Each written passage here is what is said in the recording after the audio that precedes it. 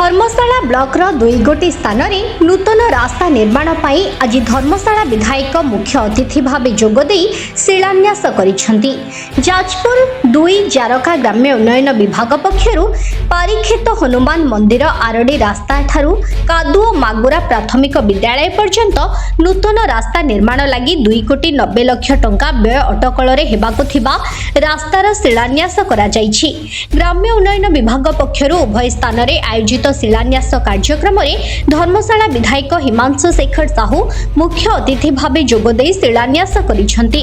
सेहिपरि 3 कोटी 90 लाख टंका व्यय अटकल चोरमुहा पंचायत बड़ मंगलपुर ठारू भवानीपुर पर्यंत नूतन केनाल बंध रास्ता निर्माण पाई विधायक श्री साहू मुख्य अतिथि भाव जोगदे शिलान्यास करिसेंती।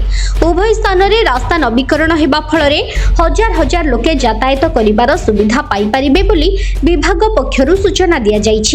एही कार्यक्रम में चारका ग्राम्य उन्नयन विभाग कार्यनिर्वाही जंत्री और कनिष्ठ जंत्री उपस्थित रहिथिले। विधायकଙ୍କ सहित एही शिलान्यास कार्यक्रम में जिला परिषद जलधर महांती, बीजेपी जोन सभापति शिबुली धीर, देवदत्त पंडा, जितेंद्र राउत प्रभारी, राजेश पाल, अभिषेक राउत, महिसरा सरपंच सफल बेहेरा, चोरमुहा समिति सभ्य प्रियव्रत प्रधान, विश्वजित पृष्टि मुख्य अतिथि भाव में जोग देथिले। धर्मशाला सुनील सागर दास को रिपोर्ट उत्कल मेल टीवी।